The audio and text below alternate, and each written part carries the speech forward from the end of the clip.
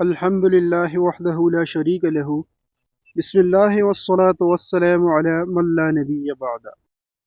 حضرت موسیٰ علیہ السلام کا مختصر تعارف۔ حضرت موسیٰ علیہ السلام اللہ تعالیٰ کے انبیاء علیہم السلام میں سے وہ مشہور نبی تھے جن کے ذریعے اللہ تعالیٰ نے بنی اسرائیل اولاد یعقوب کو فرعون کے ظلم و ستم سے نجات دلائی۔ آپ علیہ السلام کے والد کا نام عمران اور والدہ کا نام یوکابد تھا۔ اللہ تعالیٰ نے حضرت موسیٰ علیہ السلام کا ذکر خیر قرآن مجید میں کئی صورتوں میں کیا ہے۔ بنی اسرائیل اولاد یعقوب سے سلطنت کا خاتمہ۔ حضرت یوسف علیہ السلام کے مصر پر حکمران بننے کے کچھ عرصے بعد حضرت یعقوب علیہ السلام اپنے پورے خاندان سمیت مصر میں آ کر آباد ہو گئے اور پرامن زندگی گزارنے لگے۔ حضرت یعقوب علیہ السلام کے بیٹوں کو اللہ تعالیٰ نے اپنی نعمتوں سے نوازا اور ان کی نسلوں کو خوب بڑھایا۔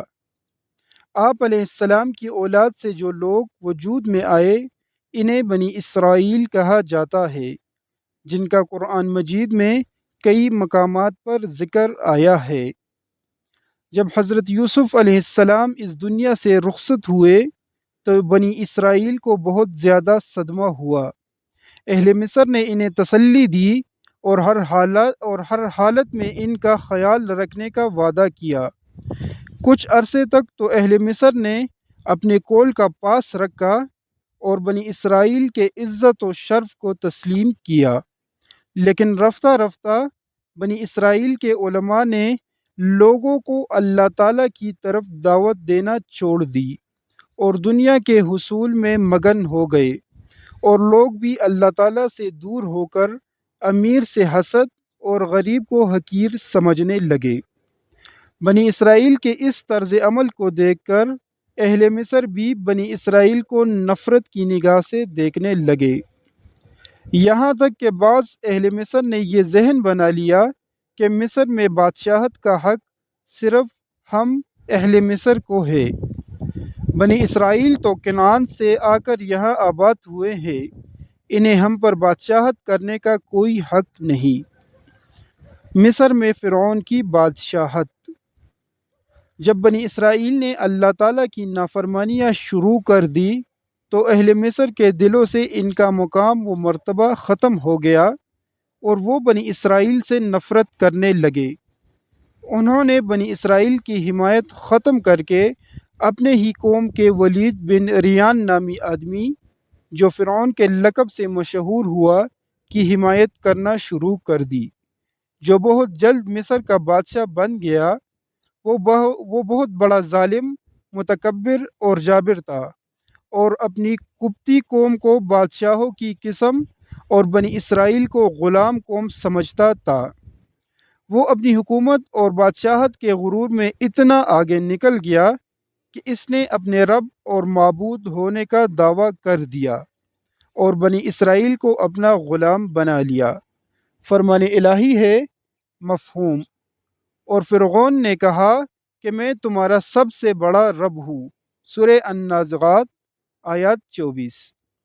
بے شک فرعون نے زمین مصر میں سرکشی اختیار کر رکھی تھی اور اس نے وہاں کے لوگوں کے کئی گروہ بنا رکھے تھے، اور ان میں سے ایک گروہ بنی اسرائیل کو بہت کمزور کر رکھا تھا۔ سورہ القصص آیات 4۔ فرعون کا خواب۔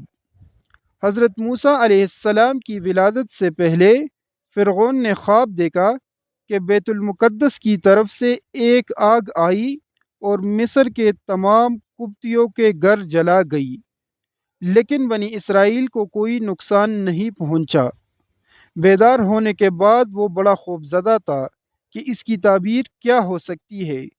اس نے اپنے کاہنوں، عالموں اور جادوگروں کو جمع کیا اور اس کی تعبیر پوچھی۔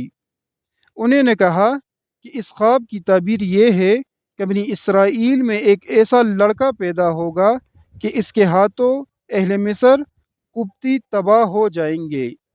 چنانچہ فرعون نے اس وقت بنی اسرائیل کے لڑکوں کو قتل کرنے اور لڑکیوں کو زندہ چھوڑنے کا حکم جاری کر دیا، لیکن تقدیر کے آگے تدبیر نہیں چلتی۔ حضرت موسیٰ علیہ السلام کی انتہائی کشیدہ حالات میں ولادت۔ فرعون اپنے خواب کی وجہ سے بہت زیادہ خوف زدہ تھا۔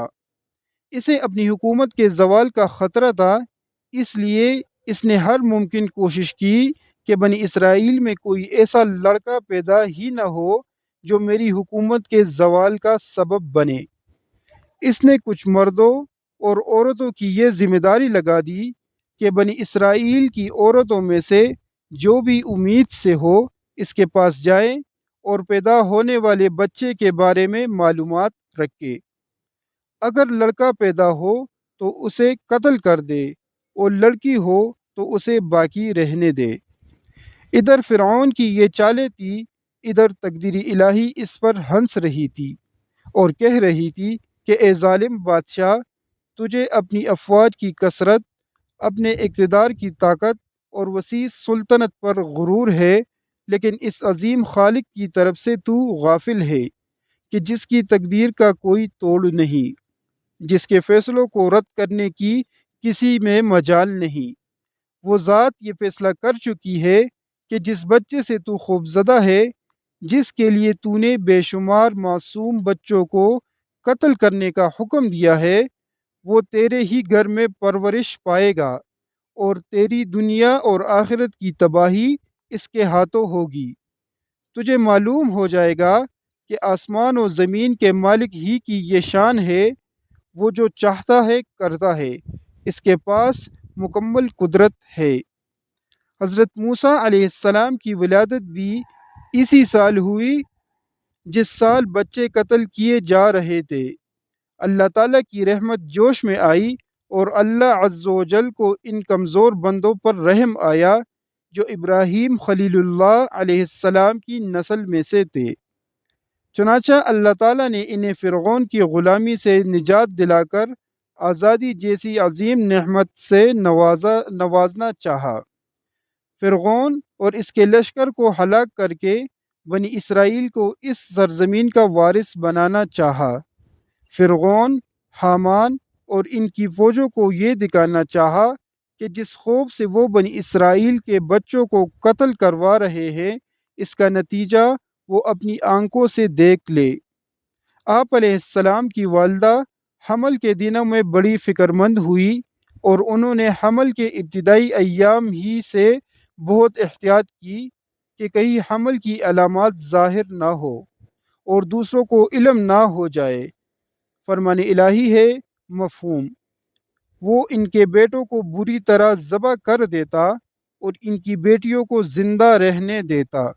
بلا شبہ وہ فساد پھیلانے والوں میں سے تھا، اور ہم یہ چاہتے تھے کہ ان لوگوں پر احسان فرمائیں جنہیں زمین مصر میں کمزور بنا دیا گیا تھا، اور ان کو دین کا پیشوا اور سرزمین مصر کا وارث بنائے، اور ہم انہیں زمین میں اقتدار عطا کرے اور فرعون، حامان اور ان کے لشکروں کو وہ کچھ دکھا دے جن کا انہیں بنی اسرائیل سے خطرہ تھا۔ سورہ القصص آیات 4 تا 6۔ اور ان کی جگہ ہم نے ان لوگوں کو جو بالکل کمزور شمار کیے جاتے تھے اس سرزمین کی مشرق و مغرب کا وارث بنایا جس میں ہم نے برکت رکھی تھی، اور اس طرح اے نبی صلی اللہ علیہ وآلہ وسلم، آپ کے رب کا اچھا وعدہ بنی اسرائیل کے حق پر پورا ہوا، اس لیے کہ انہوں نے مصائب پر صبر کا مظاہرہ کیا، اور ہم نے فرعون اور اس کی قوم کی بنائی ہوئی چیزوں سمیت اونچی عمارتیں اور محلات تباہ و برباد کر دیے۔ سورہ الاعراف آیات 137۔ حضرت موسیٰ علیہ السلام کے لیے حفاظتی انتظامات۔ جب حضرت موسیٰ علیہ السلام کی ولادت ہوئی تو اللہ تعالیٰ نے حضرت موسیٰ علیہ السلام کی حفاظت کے لیے ان کی والدہ کے دل میں یہ بات ڈال دی کہ اپنے بچے کے لیے ایک صندوق بنا لو، اور جب تمہیں یہ خطرہ ہو کہ فرعون کے کارندے آ کر اس بچے کو قتل کر دیں گے تو اسے اس صندوق میں ڈال کر دریائے نیل میں بہا دینا۔ ہمارا آپ سے وعدہ ہے کہ ہم اس بچے کو واپس آپ کے پاس لوٹا دیں گے اور اسے اپنا رسول منتخب فرمائیں گے۔ چنانچہ آپ علیہ السلام کی والدہ نے اسی طرح کیا۔ فرمان الہی ہے مفہوم۔ اور ہم نے موسیٰ علیہ السلام کی ماں کو الہام کیا کہ تم اسے دودھ پلاتی رہو، پھر جب تجھ اس کے قتل کا خطرہ محسوس ہو تو اسے دریائے نیل میں ڈال دینا اور خوف اور غم نہ کرنا، یقیناً ہم اسے تیری طرف لوٹا دیں گے اور اسے اپنے رسولوں میں سے بنائیں گے۔ سورہ القصص آیات 7۔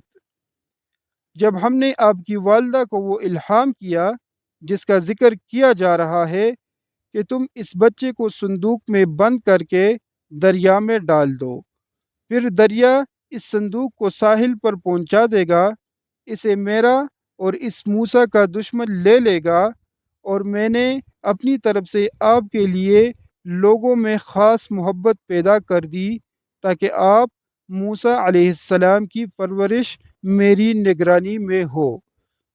سورہ طٰہٰ آیات 38 تا 39۔